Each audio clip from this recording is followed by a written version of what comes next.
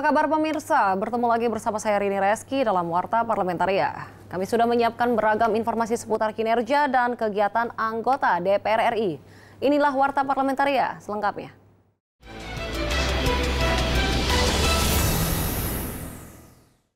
Komisi 8 DPR RI menegaskan perlunya program pencegahan bencana di tanah air untuk mengurangi dampak negatif bencana yang kerap terjadi di tanah air.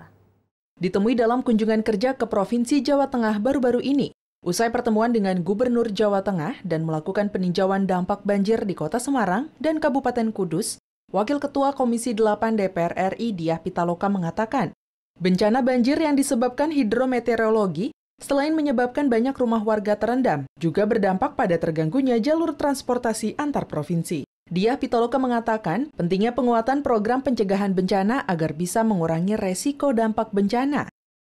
Tentunya menyangkut perbaikan tata ruang atau beliau mengatakan yang lebih intens lagi yaitu law enforcement dalam penerapan tata ruang, baik di provinsi ataupun kabupaten kota. Diah Pitaloka mengatakan pada kunjungan kerja di Provinsi Jawa Tengah kali ini, Komisi 8 DPR RI ingin mendapat masukan dan gambaran di lapangan bagaimana pemerintah daerah merespon program pemerintah pusat dengan cepat. Kalau di Komisi 8 ini kita sedang membahas Undang-Undang Penanggulangan Bencana dan Kesejahteraan Lanjut Usia. Jadi di kunjungan ini kita mendapatkan gambaran-gambaran konkret di lapangan mengenai berbagai kondisi yang terjadi, bagaimana pelaksanaan program, bagaimana daerah merespon program-program pemerintah pusat. Pada kesempatan kali ini, Komisi 8 DPR RI memberikan bantuan kepada Pemprov Jawa Tengah berupa 1 mobil double cabin dan 1 ambulans dari BPKH, dana sebesar Rp250 juta untuk korban bencana dari Kemensos, dan dari BNPB dana siap pakai Rp500 juta dan Rp1.065 juta. Dari Kabupaten Semarang, Provinsi Jawa Tengah, Bahriawan, TVR Parlemen melaporkan. Ketua Tim Pengawas Pelaksana Penanganan Bencana DPR RI, Muhaimin Iskandar, mendorong Kementerian PUPR secepatnya melakukan relokasi terhadap warga yang terdampak pergeseran tanah di Sukabumi. Usai berdialog dengan warga terdampak pergerakan tanah di Desa Cijangkar, Kecamatan Nyalindung, Sukabumi, Jawa Barat, Muhaimin Iskandar mengatakan akan mengawal proses relokasi warga ke lahan yang tersedia dari PTPN 8. Sehingga bisa dilakukan secepatnya oleh kementerian. Aspirasi warga terkait relokasi tanah perlu diperhatikan, namun tetap dengan kajian mendalam oleh berbagai pihak terkait. Dan saya harap PTP 8 bisa membantu dengan baik.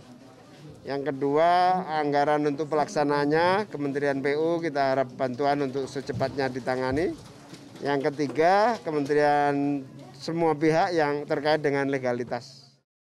Sementara itu, anggota Komisi 5 DPR RI Neng EM menekankan untuk melakukan relokasi warga.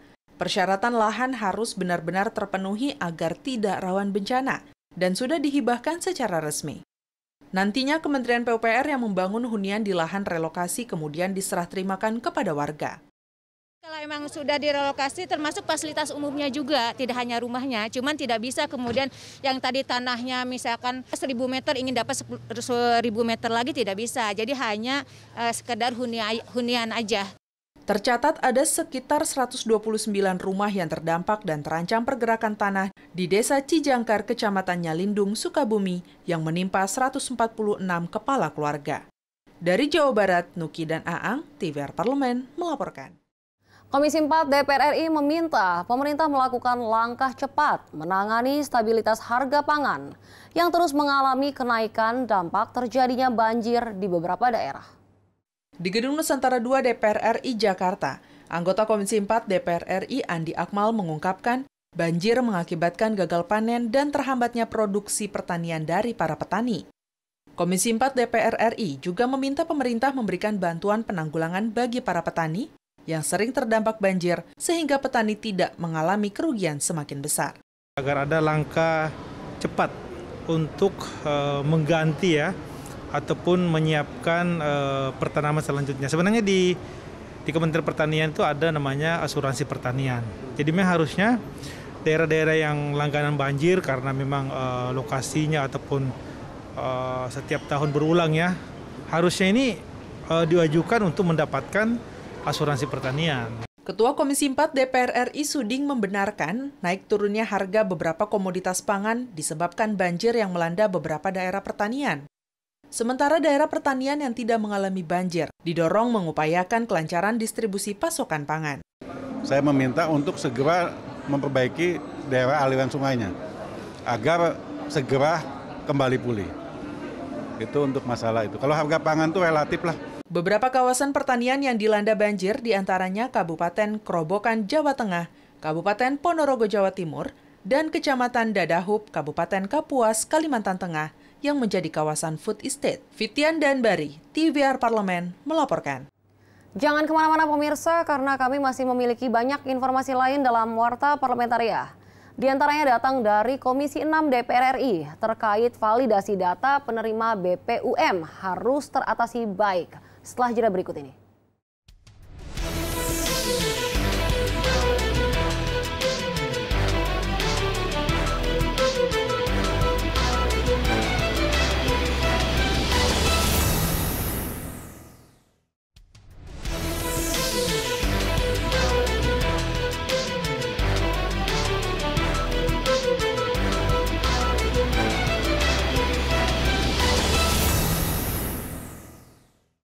Komisi 6 DPR RI mendesak Bank Penyalur Bantuan Produktif Usaha Mikro atau BPUM di Jawa Tengah mengambil tindakan tepat untuk mengatasi kendala validasi data dalam penyaluran BPUM. Dalam kunjungan kerja spesifik ke Jawa Tengah, Wakil Ketua Komisi 6 DPR RI Martin Manurung mengatakan validasi data yang tumpang tindih berdampak pada rendahnya realisasi pencairan. BRI sebagai bank penyalur harus melakukan penyesuaian secara langsung di lapangan. Hal ini sekaligus menjadi momen untuk menghasilkan data yang akurat dan terbarui, sehingga program bantuan langsung untuk masyarakat bisa tepat sasaran. Nah ini sehingga ke depan kita bukan hanya pada saat pandemi, ketika ekonomi sudah pulih pun, ketika kita ingin memberikan program-program untuk membantu sektor usaha mikro, kecil, dan menengah, maka kita sudah punya bank data yang cukup. Wakil Ketua Komisi 6 DPR RI Martin Manurung juga mengimbau Kementerian Koperasi dan UKM harus memiliki basis data atau database yang besar atas para pelaku UMKM di seluruh Indonesia. Hal ini untuk mencegah adanya data ganda serta mempermudah dan mempercepat penyaluran BPUM. Pemerintah kan juga mengatakan misalnya dampak pandemi COVID ini bisa sampai tahun ketiga. Nah kalau ini konsisten dijalankan, berarti dari 24 juta tambah 12 juta lagi sudah ada 36 juta. Ya, itu kan sudah basis yang cukup banyak. Pada tahun 2021, pemerintah melalui Kemenkop UKM kembali menyalurkan BPUM sebesar 2,4 juta rupiah bagi masing-masing pelaku UMKM yang telah lolos verifikasi. Dari Jawa Tengah, Nadia Kanaya, TVR Parlemen, melaporkan. Komisi 2 DPR RI menilai revisi Undang-Undang Pemilu bisa menjadi titik masuk atau entry point terhadap penyempurnaan sistem demokrasi di Indonesia. Ketua Komisi 2 DPR RI Ahmad Doli menjelaskan, ada 8 undang-undang yang perlu direvisi untuk mengefektifkan pemilihan umum di Indonesia. Di antaranya Undang-Undang Pemilu, Undang-Undang Pilkada, Undang-Undang Partai Politik, dan Undang-Undang Pemda. Melalui revisi Undang-Undang Pemilu, rencananya akan menyatukan Undang-Undang Pemilu dan Undang-Undang Pilkada. Undang-undang yang membicarakan tentang kepemiluan itu ada 2 rezim. Ya. Satu rezim pemilu selama ini, satu lagi rezim pilkada. Walaupun sebetulnya namanya sama-sama pemilu. Nah, tetapi pada prakteknya ada overlapping, ya. Kemudian juga ada penafsiran di lapangan secara teknis yang berbeda-beda antara pemilu dengan pilkada walaupun sama. Ketua Komisi 2 DPR RI Ahmad Doli menambahkan, selain jenis pemilu, revisi Undang-Undang Pemilu akan mencermati dan mengevaluasi lembaga penyelenggaraan pemilu untuk menghindari konflik lembaga. Bagaimanapun ya masih ada ternyata dari aparat penyelenggara yang terjebak bukan masalah etik saja tapi masalah hukum. Nah, saya kira nanti ini akan kita evaluasi proses seleksinya lebih ketat, bagaimana bukan hanya profesional, paham tentang kepemiluan, tapi juga masalah integritasnya juga. Di sisi lain, mayoritas fraksi di DPR RI melalui Komisi 2 DPR RI menginginkan revisi Undang-Undang Pemilu ditunda karena fokus pemerintah saat ini adalah penanganan pandemi COVID-19. Vinita dan Julian, TVR Parlemen, melaporkan. Badan Kerjasama Antar Parlemen atau BKSAP DPR RI melalui Grup Kerjasama Bilateral atau GKSB DPR RI Parlemen Korea Selatan membahas berbagai hal terkait perkembangan kerjasama antar dua negara, salah satunya teknologi pertanian. Usai menerima kunjungan kehormatan Duta Besar Korea Selatan untuk Indonesia di Gedung Nusantara 3 DPR RI Jakarta, Ketua GKSB DPR RI Parlemen Korea Selatan Edward Tanur mengatakan, pemerintah Indonesia perlu mencontoh keberhasilan Korea Selatan dalam bidang teknologi pertanian. Dari awalnya impor, Korea Selatan berhasil swasembada beras, bahkan sekarang mengekspor produk-produk pertanian. Saya kira tidak ada salahnya kita meminta teknologi-teknologi atau alih teknologi yang mereka sudah kembangkan. Kita sangat penting, Indonesia ini kan luas sekali, penduduk juga banyak sekali. Jadi kalau kita produksi pangan ini tidak efisien dan tidak efektif, kita impor terus, beras setiap tahun impor. Anggota BKSAP DPR RI Edward Tanur juga berharap Korea Selatan membuat kerjasama untuk memudahkan WNI berkunjung ke Korea Selatan dengan bebas visa. Mengingat Indonesia telah menerapkan bebas visa bagi warga Korea Selatan yang berkunjung ke Indonesia. Ya, kalau seandainya di sana bebas visa kan makin banyak orang kita yang belajar ke sana. Ada peluang. Kan urus visa ini juga merepotkan. Akhirnya kadang-kadang kita overstay segala macam. BKSAP DPR RI berharap hubungan kerjasama kedua negara juga ditingkatkan di sektor industri dan pendidikan. Mahir dan Kristio, TVR Parlemen, melaporkan. Komisi 1 DPR RI mendorong pemerintah untuk memperhatikan infrastruktur wilayah pembatasan terkait pelaksanaan Undang-Undang Cipta Kerja tentang digitalisasi penyiaran. Dalam rapat yang digelar Komisi 1 DPR RI bersama Lembaga Penyiaran Publik TVRI, pemerintah mengatakan akan mengoptimalkan 121 pemancar digital yang tersebar di 34 provinsi di Indonesia. Anggota Komisi 1 DPR RI Yan Permenas Mandenas menyampaikan, di samping pemancar digital, pemerintah juga perlu memperhatikan telekomunikasi dan internet yang memadai di daerah 3T, khususnya wilayah perbatasan. Dengan ketersediaan pemancar digital, tentunya harus didukung juga oleh akses telekomunikasi dan internet yang memadai. Nah, sehingga itu bisa mendukung program-program bisnis penyiaran TVRI di seluruh pelosok wilayah-wilayah 3T. Terutama yang kita prioritaskan adalah wilayah-wilayah perbatasan. Anggota Komisi 1 DPR RI Dev Akbar Syafikarno mengatakan, pembangunan infrastruktur telekomunikasi ini diperkirakan akan berjalan dengan cepat karena pemerintah telah menyiapkan anggarannya. Anggaran yang sudah disiapkan oleh pemerintah melalui Kominfo, melalui Bakti, dan juga skema-skema kerjasama dengan swasta, itu semua sudah sejalan. Sekarang tinggal bagaimana semua elemen masyarakat pengawal dan memastikan bahwa proses itu berjalan dengan baik. Komisi 1 DPR RI mendukung pemerintah agar pembangunan nasional melalui pemanfaatan teknologi digital dapat terwujud melalui program digitalisasi penyiaran ini. Indah dan Dodi, TVR Parlemen, melaporkan. Pemirsa, kami masih memiliki banyak informasi lain dalam Warta Parlamentaria. Tetaplah bersama kami.